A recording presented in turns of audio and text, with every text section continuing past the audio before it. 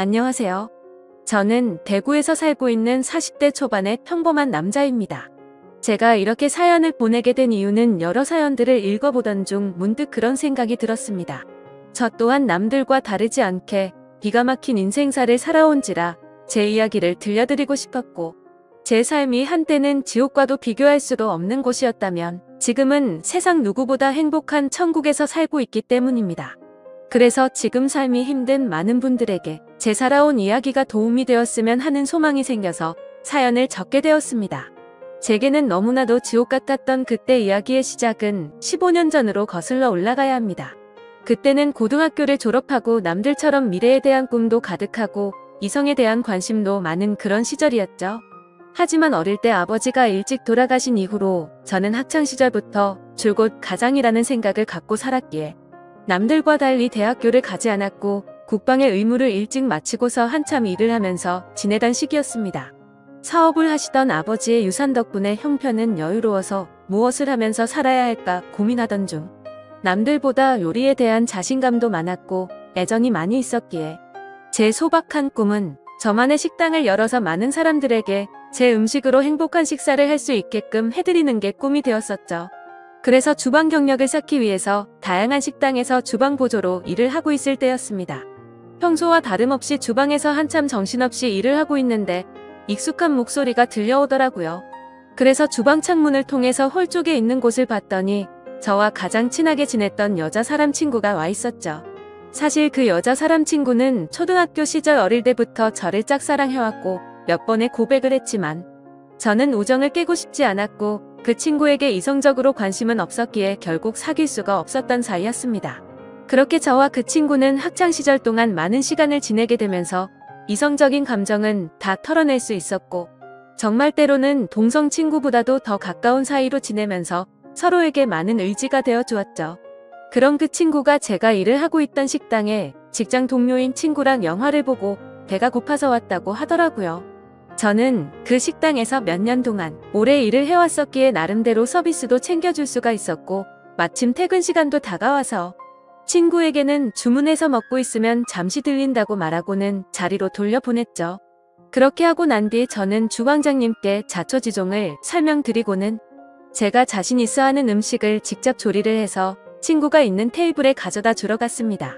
테이블로 가서 서비스 음식을 내려놓으며 제 친구와 친구의 친구에게 인사를 하는데 그 찰나의 순간에 저는 너무 깜짝 놀라서 심장이 터져버릴 뻔했죠. 왜냐하면 친구와 함께 온 친구에게 첫눈을 그때까지만 해도 흔히 말하는 첫눈에 반했다는 말들이 너무 시시껄렁한 이야기일 거라 생각했었고 사람의 감정이 어떻게 한순간에 빠지냐고 생각을 했고 그 생각을 주변에 그런 말들을 하고 다니던 저였습니다. 하지만 그녀를 통해서 사람은 첫눈에 사랑에 빠질 수가 있다라는 걸 깨닫게 되었던 겁니다. 거짓말 조금 보태서 이야기를 하자면 그때 당시 가장 인기가 많았던 전지현과 너무나도 닮은 외모였었죠.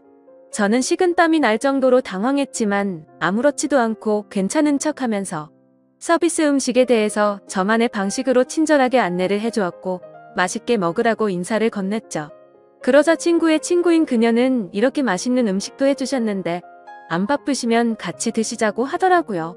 그제서야 여자 사람 친구도 덩달아서 같이 먹자면서 앉으라고 하더군요. 그 제안이 너무나도 기뻤지만 일단 당장은 당황한 제 마음을 추스르고 싶었고 하루 종일 일하느라 땀 냄새, 음식 냄새가 배어있는 후질근한 주방 복장 대신 제 사복으로 갈아입고 싶더라고요. 그래서 전 그러면 지금 퇴근 시간이니까 옷만 갈아입고 잠시만 앉아있다가 간다고 말을 했죠. 그렇게 저는 조금이라도 더 그녀와 시간을 보내고 싶은 마음에 순식간에 탈의실에서 옷을 갈아입고 혹시나 하는 마음으로 챙겨두었던 향수까지 골고루 뿌리고는 그녀가 있는 테이블로 갔습니다. 자리에 앉자마자 그녀는 여기서 나온 메인 음식보다 제가 해준 서비스 음식이 훨씬 더 맛있다면서 갑작스럽게 엄지손가락을 축혀 세우더니 최고라고 말을 해주더라고요. 그런 귀여운 모습에 제 마음은 이미 그녀에게 풍덩 빠져버리고 말았던 거죠. 그리고 나서 서로의 간단한 소개들을 하게 되면서 그녀는 저희 동네와 가까운 곳에 살고 있다는 사실도 알게 되었고 그녀는 저와 다르게 사람들을 편하게 해주는 밝고 긍정적인 에너지가 넘치는 여자였습니다. 그래서 초면인데도 불구하고 어색한 순간이라고는 전혀 느끼지 못할 만큼 급속도로 친해지고 있었죠. 그렇게 한참을 이야기하던 중에 제 친구가 먼저 말을 꺼냈습니다. 오늘 이렇게 자리 끝내기 아쉬운데 너희들도 약속 없으면 2차로 술이나 마시러 가자고 하더라고요. 저는 당연히 두말하면 잔소리의 상황이라 그러자고 말했고 그녀도 시간 괜찮다고 그러자고 하더군요. 솔직히 그 잠깐 동안 대답을 하는 동안도 설마 안 된다고 하면 어떡하나 조마조마했었네요. 식사를 마친 셋은 근처에 있는 술집으로 자리를 옮기게 되었고 술이 취하면 취할수록 저는 그녀에게 더욱 취해버리고 말았습니다. 사실 외모만 보고 가슴이 두근거리고 마음이 혹했던 것도 사실이었지만 같이 대화를 나누어 보고 이야기를 하면 할수록 제가 바라던 이상형에 가까운 여자라고 느껴졌거든요. 그러다 그녀는 화장실에 다녀온다면서 자리를 뜨게 되었고 제 친구는 제 마음을 어떻게 바로 알았는지 제게 너 너무 티나게 좋아하는 거 아니냐고 웃으면서 말하더라고요. 그래서 내가 지금 너무 티가 나냐고 물어봤고 혹시 그녀가 남자친구가 있는지도 물어봤습니다.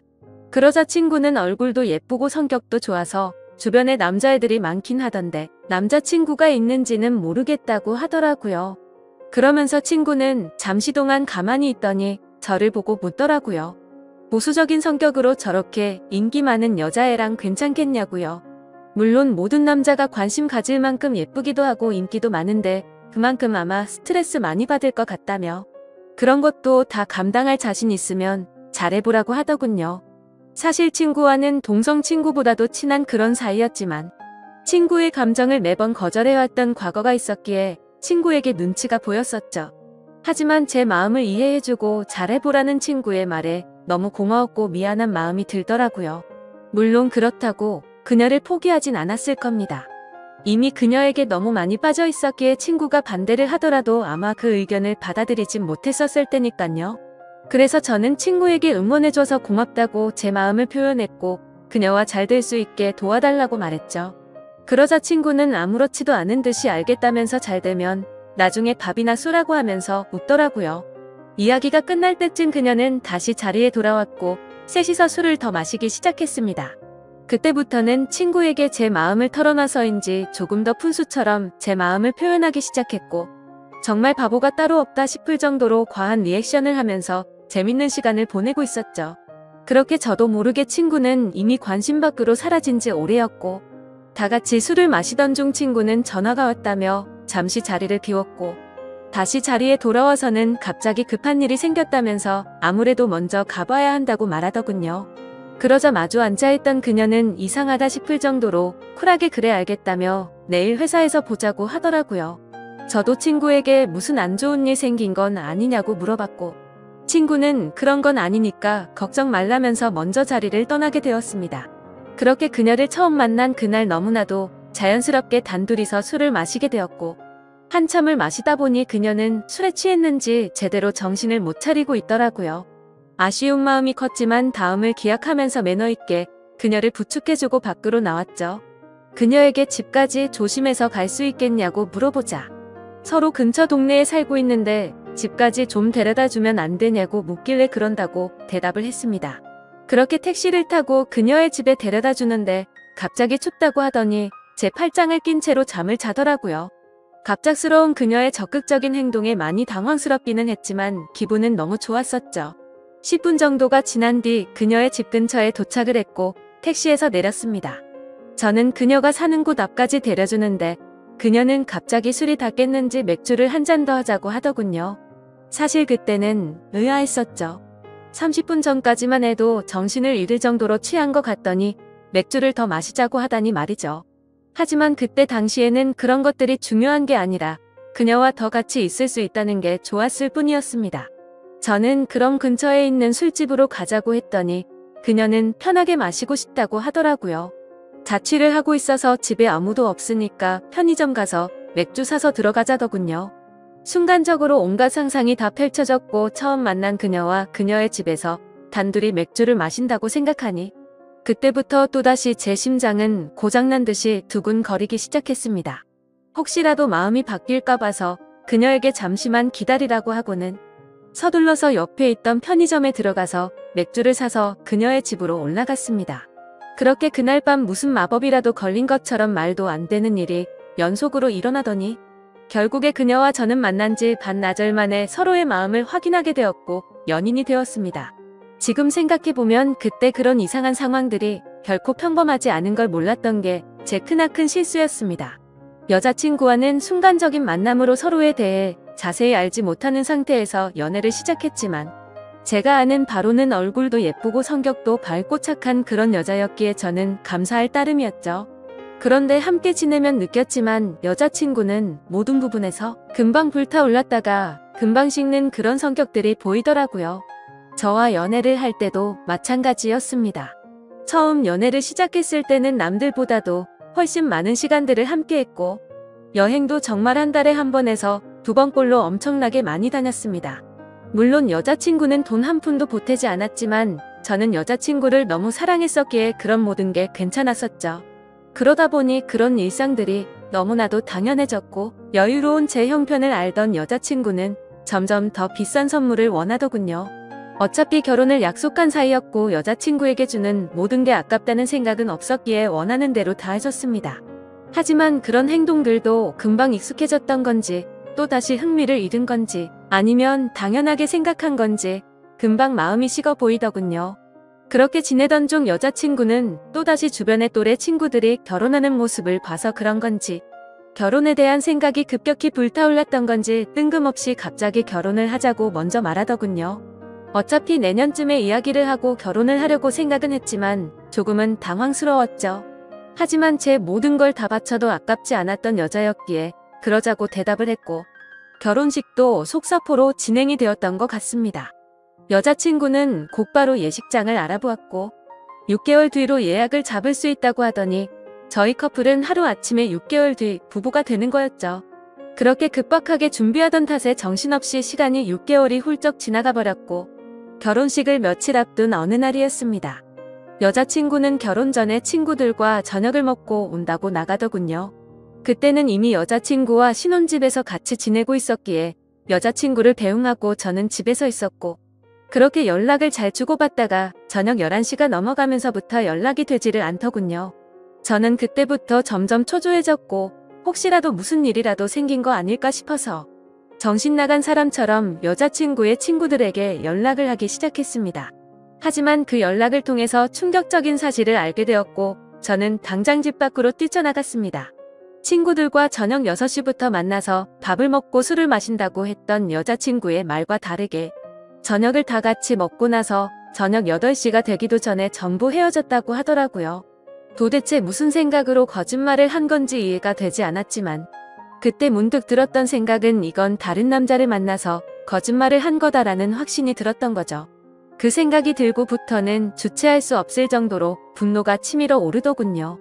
그렇게 무작정 약속이 있었다던 장소로 가서 술집이라는 술집은 다 들어가 봤고 몇 시간 동안 아무리 찾아봐도 여자친구의 흔적은 전혀 보이지가 않더라고요.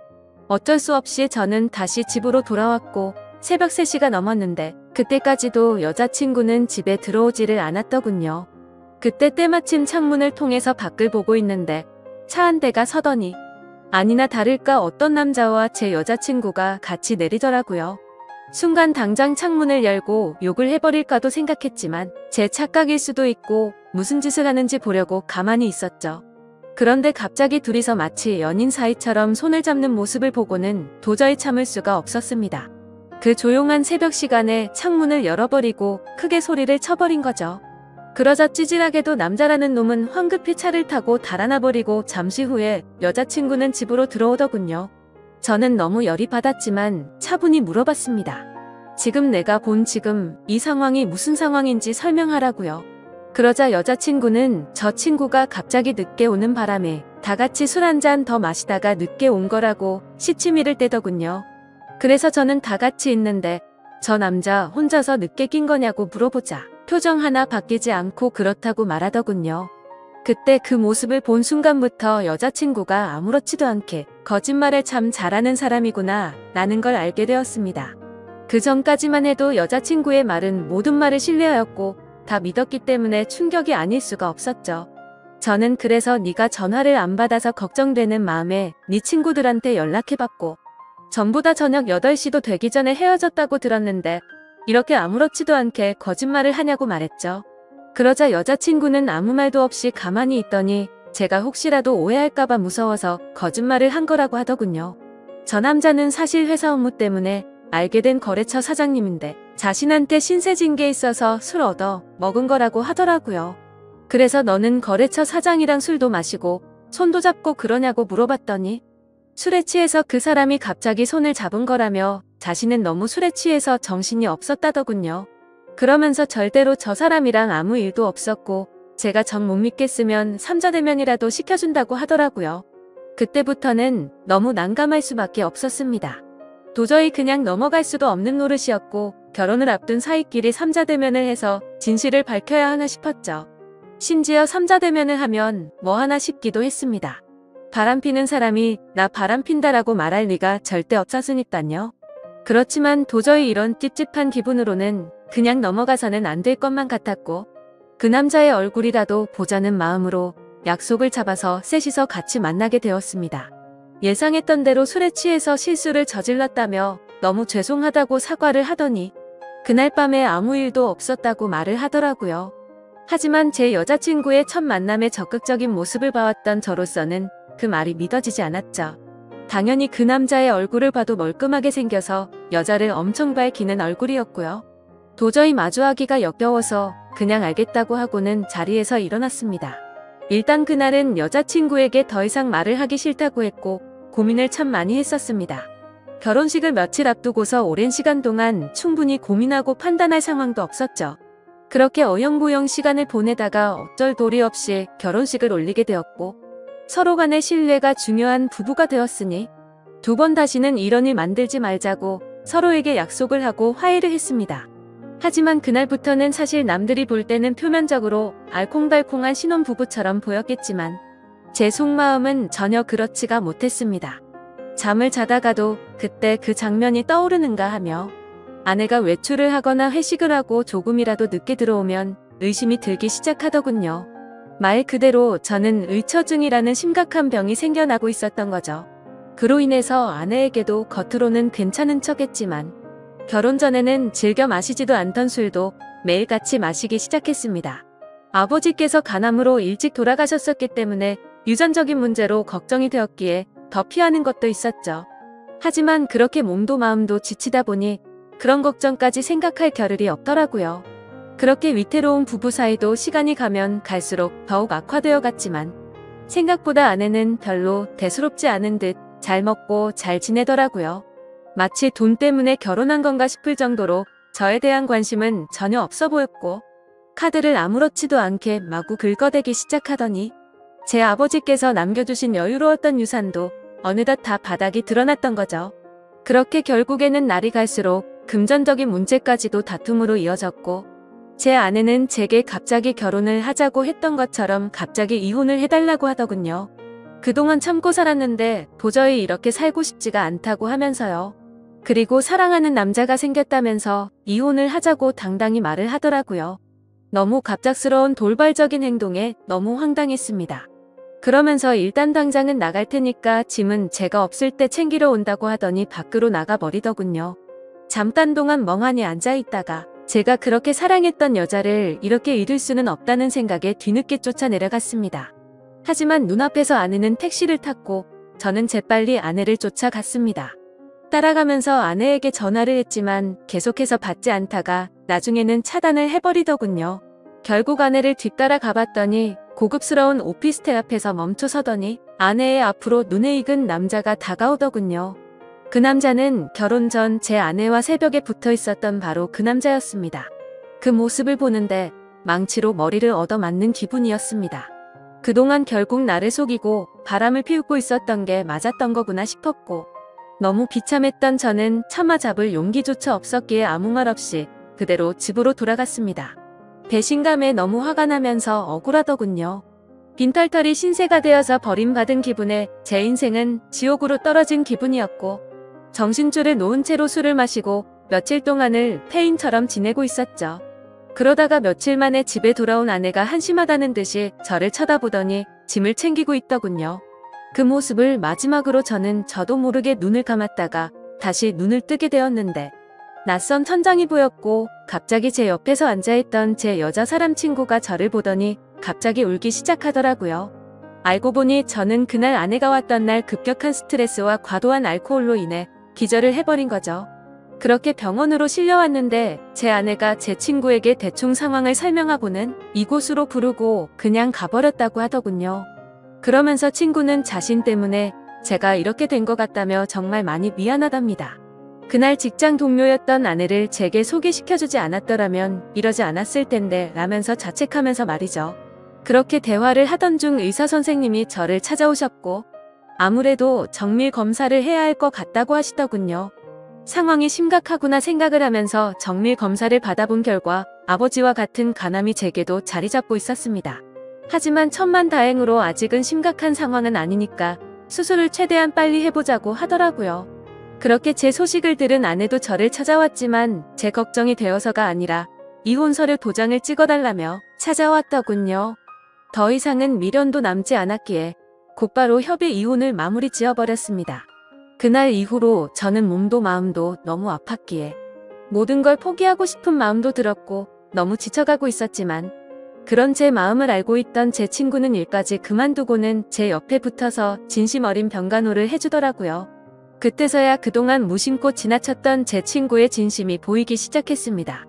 어릴 때부터 항상 제 곁에서 묵묵히 저를 위해서 위로해주고 아껴준 유일한 사람이었다는 거려. 밤새 제대로 못 자고 병간호를 해주다가 잠든 친구의 모습을 보고 있는데 갑자기 감정이 복받쳐서 눈물이 나더라고요. 결국 악몽 같았던 시간들도 지나가게 되었고 수술을 받은 결과 저는 완벽하게 완치를 하게 되었죠. 아팠던 몸이 예전처럼 건강해지고 나니 세상도 달라 보이기 시작하더군요.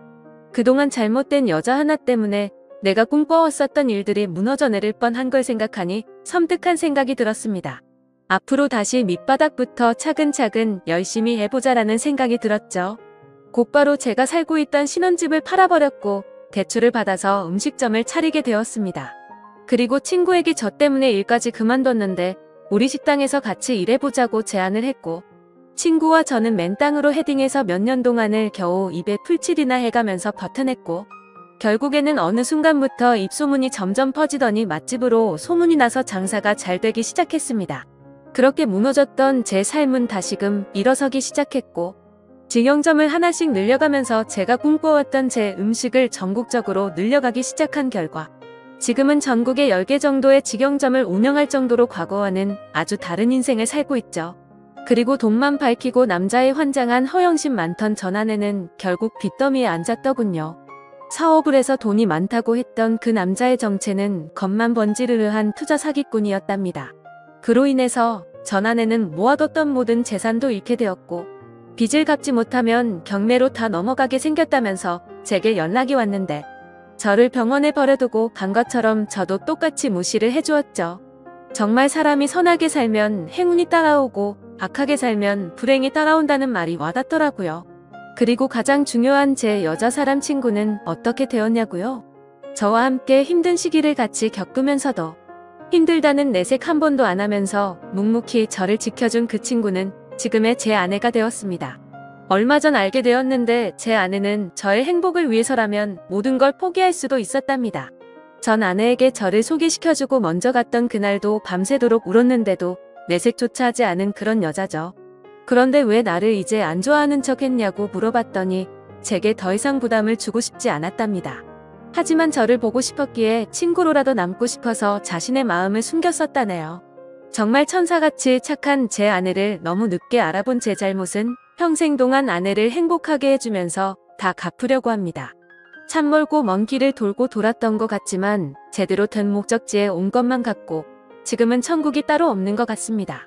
부디 저처럼 엉망진창의 지옥 같은 인생을 살다가도 사람 인생이 바뀔 수도 있는 거니 이 글을 통해서 많은 분들께 힘이 되었으면 좋겠습니다. 제 사연을 읽어주셔서 감사드립니다.